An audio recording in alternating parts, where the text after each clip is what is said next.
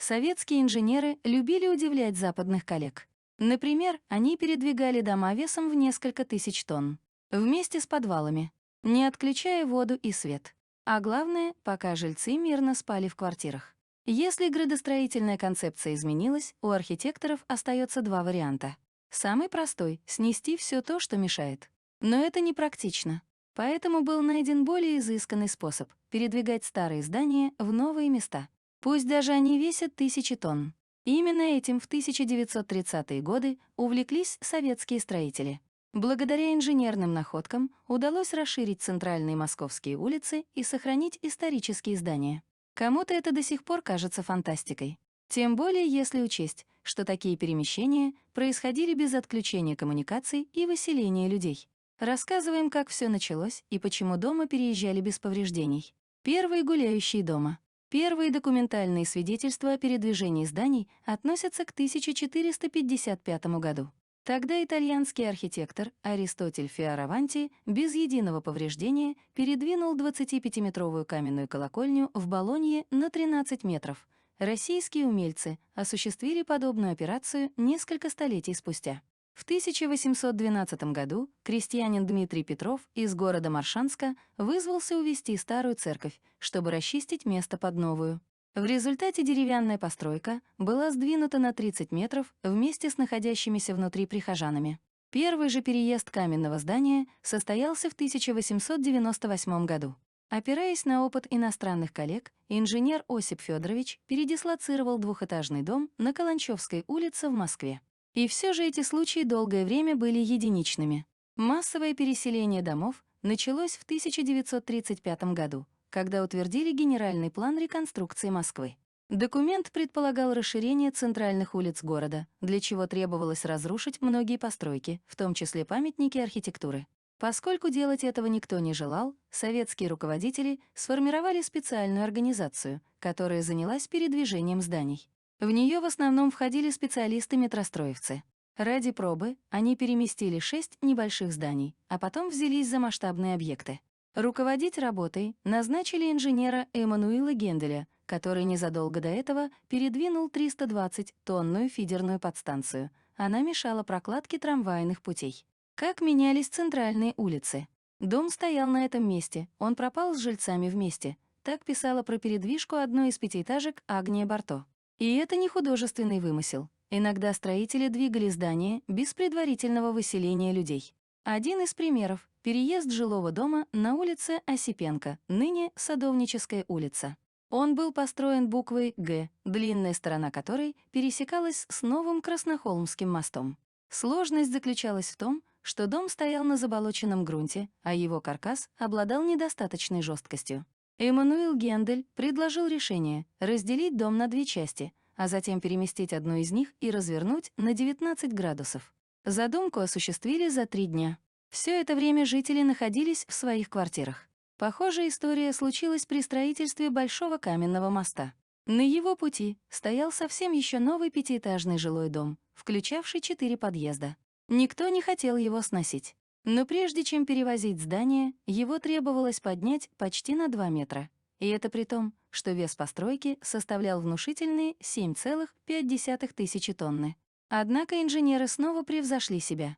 Более того, при переезде люди продолжали вести привычную жизнь. Вот что писали в «Известиях» 27 сентября 1937 года. В передвигаемом доме жизнь идет вполне нормально.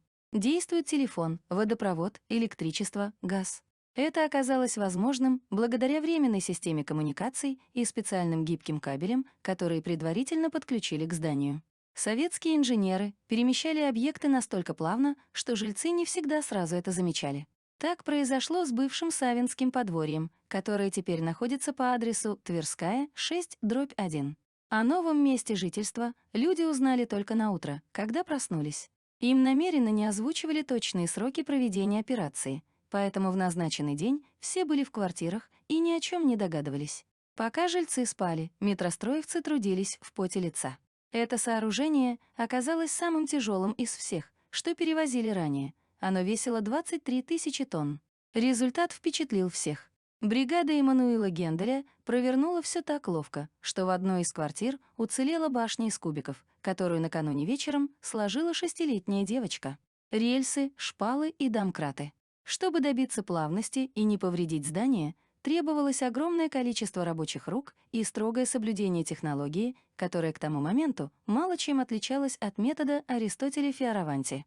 Разве что для тяги вместо лошадей теперь использовались гидравлические домкраты и паровые двигатели, а катки и рельсы стали изготавливать из металла. Рабочим нужно было аккуратно отделить здание от фундамента, а затем приподнять его и отправить на новое место. Подготовка к транспортировке домов была очень основательной. На это уходило не меньше полугода, тогда как сама операция занимала от 1 до 6 дней, в зависимости от расстояния. Всего в довоенной Москве успели передвинуть 23 каменных сооружения. Чаще всего переезды происходили по следующему сценарию. По периметру несущих стен устраивали раму из железных балок. Она помогала сохранить хрупкую конструкцию от разрушений. Затем с помощью специальных тросов дом отрезали от фундамента, заранее подставив мощные домкраты. Дальше метростроевцы подготавливали территорию, по которой должен был проехать переселенец. Они пробивали траншеи, куда на твердое бетонное основание укладывали шпалы, а на них — катки. Установленные на двутавровые балки и окончательно отделенное от фундамента здание могло катиться. Помогали лебедки, которые буксировали его вперед, и домкраты, толкавшие сзади. Со стороны эта конструкция напоминала гигантские сани с десятками полозьев. Практика, которая возвращается. Постепенно советские инженеры стали выполнять все более сложные задачи. В частности, научились передвигать дома вместе с подвалами. Яркий пример — передвижка здания Моссовета, где теперь находится мэрия. В послевоенные годы денег на осуществление подобных проектов не хватало, поэтому перенос домов пришлось прекратить. Одним из последних мест прежней дислокации сменил МХТ имени Чехова. Во время капитальной реконструкции в 1983 году здание театра сначала разделили надвое, а затем отодвинули одну из частей вглубь квартала. Этот прием позволил расширить сценическое пространство и установить новые механизмы для сценических эффектов. С тех пор практика передвижек ушла в прошлое. Сегодня здание куда проще разрушить. По словам экспертов, дело в изменившихся реалиях. Подготовка к переезду занимает не меньше полугода, а расширить дорогу иногда требуется за месяц. И все же некоторые архитекторы считают, что в отдельных случаях технологию передвижек стоит использовать. Например, когда дело касается исторических сооружений. Первый за последние 40 лет подобный проект недавно начали реализовывать на Складочной улице за Савеловским вокзалом. Застройщик передвинул водонапорную башню XIX века на расстояние более 100 метров ради ее сохранения. В ближайшее время такая же участь ждет фасады двух корпусов бывшего компрессорного завода «Борец». Их хотят интегрировать в новый комплекс технопарка и использовать в качестве офисных помещений. Москва не сразу строилась и очень много раз перестраивалась. Одной из важных градостроительных инициатив было расширение магистралей, для чего под снос попадали сотни зданий. Некоторые из них решили сохранить очень необычным способом. Советские инженеры разработали технологии, позволяющие передвигать дома весом в несколько тысяч тонн. Дом срезали по фундаменту, укрепляли, приподнимали домкратами и затем двигали на рельсах. Само передвижение занимало не больше недели, а вот подготовка была основательной, от полугода до года. Это было непросто, но результат — сохранение редких архитектурных ансамблей — того стоил. Всего таким образом переехало около 80 зданий, но мы остановимся на самых интересных случаях. Здание Моссовета, Тверская, 13. Сейчас в этом здании, укрепленном колоннами, расположена мэрия. Немногие современные чиновники знают, что роскошный дом в свое время стоял на другом месте. Переезд вместе с подвалами на несколько десятков метров произошел в 1949 году, причем длился он менее часа. Забавно, но сотрудники на это время здание не покидали. Московская глазная больница, Мамоновский переулок, 7. В 1940 году клинику не просто передвинули, но и повернули. Правда, из-за разницы в уровне грунта пришлось достроить для здания первый этаж. Что самое удивительное, во время переезда врачи не прекращали проводить операции. Жилой дом на Серафимовича, 5/6. В 1937 году произошел ночной переезд дома, который мешал постройке моста. Согласно городским легендам, процесс был осуществлен так аккуратно, что не развалилась даже детская пирамидка внутри одной из комнат. Но это, конечно, уже не проверить. Дом Сытина на Тверской, Тверская, 18Б. В 70-х годах корреспонденты, журналисты и репортеры газеты «Труд», располагавшиеся в доме Сытина на улице Горького, ныне Тверской, в прямом эфире наблюдали за переездом собственной редакции на почти 50 метров вглубь улицы.